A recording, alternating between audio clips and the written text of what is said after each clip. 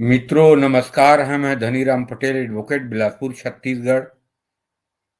और आज चर्चा करेंगे महाराष्ट्र में मुख्यमंत्री देवेंद्र फडणवीस या कोई अन्य। मित्रों, चर्चा शुरू करने के पहले मैं आपसे आग्रह करूंगा कि मेरे चैनल DR पटेल एडवोकेट को सब्सक्राइब करें, लाइक करें, शेयर करें, ताकि हम अच्छे से अच्छे आपके ज्ञानवर्धक वीडियो आपके लिए बनाते रहें। महाराष्ट्र के चुनाव 2014 में आप देखेंगे तो बीजेपी को सीट मिली थी 122 और शिवसेना को मिली थी 163। अलग अलग चुनाव लड़े थे। और 2019 के चुनाव में बीजेपी को मिली थी 105 सीट और शिवसेना को मिला था 56 सीट, जो संयुक्त रूप से चुनाव लड़े थे, महायुति बनी थी। और 2019 के चुनाव के बाद उद्धव ठाकरे के मुख्यमंत्री बनने के जीत के कारण गठबंधन टूट गई और उद्धव ठाकरे मुख्यमंत्री बने। लगभग 2.5 साल मुख्यमंत्री रहे। उसके पहले फडणवीस एक दिन के लिए मुख्यमंत्री के शपथ लिए अजीत पवार के साथ और इस्तीफा दे दिया उन्होंने। और फिर उद्धव ठाकरे के नेतृत्व में महाविकास आघाड़ी बनी और सरकार बनी, जो लगभग 2.5 साल से अधिक चली। और फिर बीजेपी की सरकार बनी महायुति के, जिसके मुख्यमंत्री शिंदे बने, शिवसेना शिंदे गुट की तरफ से। और उप मुख्यमंत्री बने देवेंद्र फडणवीस और अजीत पवार, जो लगभग 2.5 साल सरकार चली। और अभी जो चुनाव परिणाम आया है, विधानसभा चुनाव महाराष्ट्र 2024 में, उसमें महायुति भाजपा के नेतृत्व गठबंधन को ऐतिहासिक विजय मिला है। इंदिरा जी के हत्या के बाद भी कांग्रेस को 160 के आसपास सीट मिला था। और अभी के चुनाव में पहली बार भाजपा को 149 सीट में चुनाव लड़ी और 132 सीट मिली हुई है। और शिवसेना शिंदे को 57 सीट और अजीत पवार की एनसीपी को 41 सीट मिला है। महायुति को 288 में 230 सीट मिला है, जो 3/4 से भी अधिक बहुमत है, ऐतिहासिक बहुमत है। आज तक महाराष्ट्र में ऐसा हुआ नहीं है और भविष्य में भी होने की संभावना नहीं है।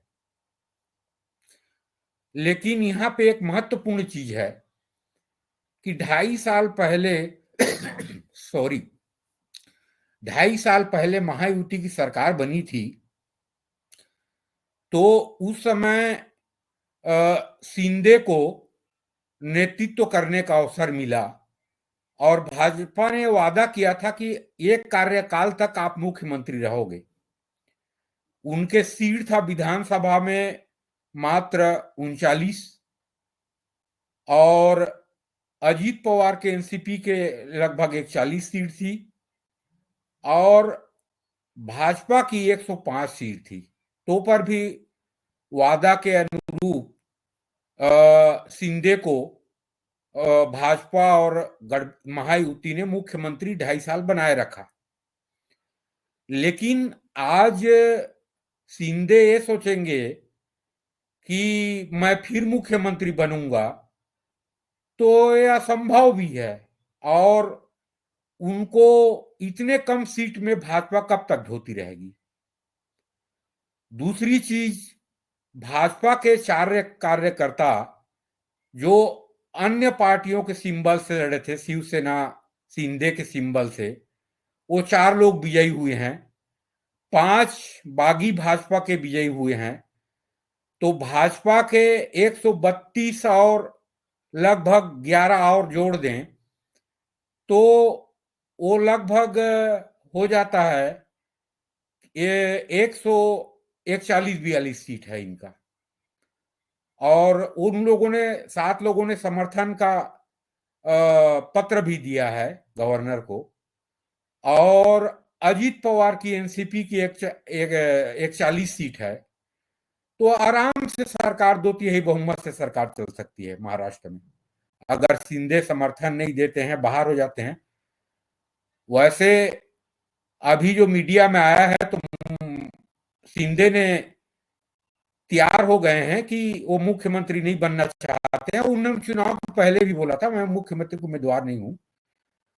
और लेकिन यहाँ पे पार्टी ने निर्णय ले लिया, देवेंद्र फडणवीस पार्टी के नेता और मुख्यमंत्री बनेंगे।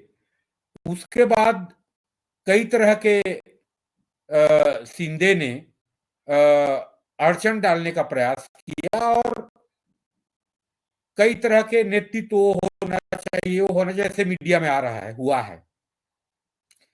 लेकिन इन ऊहापोह की स्थिति में महाराष्ट्र के मुख्यमंत्री कौन बनेगा, आज परिणाम 23 तारीख को आया है, 7 दिन हो गया और अभी तक मुख्यमंत्री कौन बनेगा ऊहापोह की स्थिति है।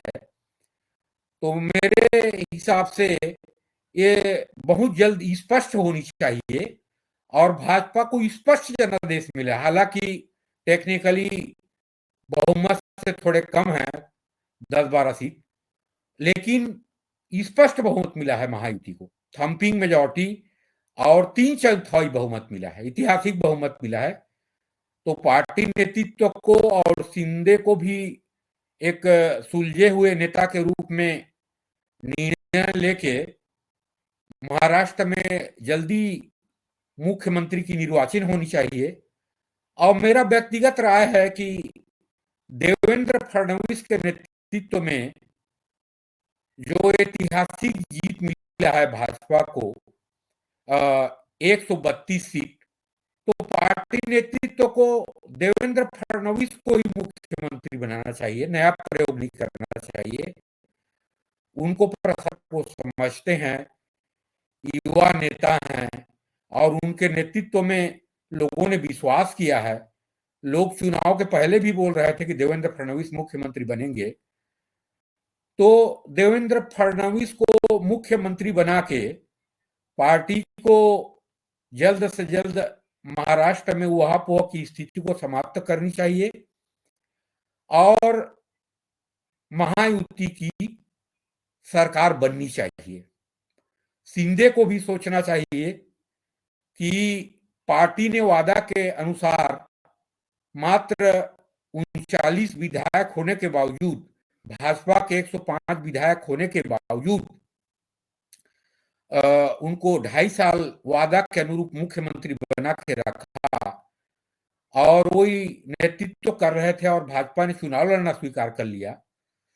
तो शिंदे को, सुशील कुमार शिंदे को भी इसके बारे में एक सक्षम नेता और प्रबुद्ध नेता के रूप में निर्णय लेके जैसे देवेंद्र फडणवीस 5 साल मुख्यमंत्री थे, इसके बावजूद भी उन्होंने उप मुख्यमंत्री बनना स्वीकार कर लिया, पार्टी के हित के लिए, प्रदेश के हित के लिए। तो उसी अनुसार शिंदे जी को भी उप मुख्यमंत्री के पद स्वीकार कर लेना चाहिए और अजीत पवार तो स्वीकार करने के लिए तैयार हैं, उप मुख्यमंत्री बनने के लिए तैयार हैं। और चुनाव आयोग ने वास्तविक एनसीपी अजीत पवार के गुट को माना है, वो सही साबित हुआ। वास्तविक शिवसेना इसको माना है शिंदे गुट के शिवसेना को निर्वाचन आयोग ने, हालांकि वो सुप्रीम कोर्ट में पेंडिंग है इशू, लेकिन जनता ने साबित कर दिया कि वास्तविक शिवसेना शिंदे गुट है, शिंदे का शिवसेना है और अजीत पवार की एनसीपी जो है वास्तविक एनसीपी है। और इस चुनाव में शिवसेना उद्धव को मात्र 20 सीट मिला है, कांग्रेस को 15 सीट मिला है, शरद पवार के एनसीपी को मात्र 10 सीट मिला है। तो एक single party leader of opposition भी नहीं बना सकती। वहां 288 सीट हैं, उसमें शिवसेना उद्धव को सबसे अधिक 20 सीट मिला है, तो कम से कम 28 विधायक होना चाहिए टेक्निकली, तब वहां लीडर ऑफ अपोजिशन की पद किसी एक पार्टी को मिल सकता है। वो किसी के पास नहीं है। ये लोग संयुक्त रूप से नेता चुनेंगे तो लीडर ऑफ अपोजिशन बन सकता है, ये स्थिति है।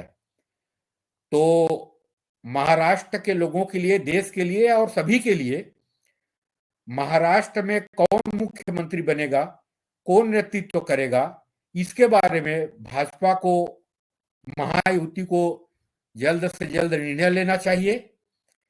और देवेंद्र फडणवीस जी के नेतृत्व में चुनाव लड़ी है पार्टी, तो मेरा मानना है और मेरे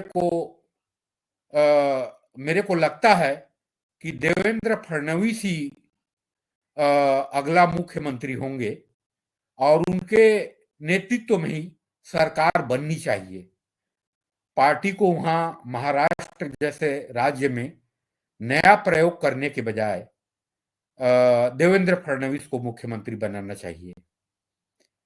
और इस चर्चा को मैं समाप्त करता हूं।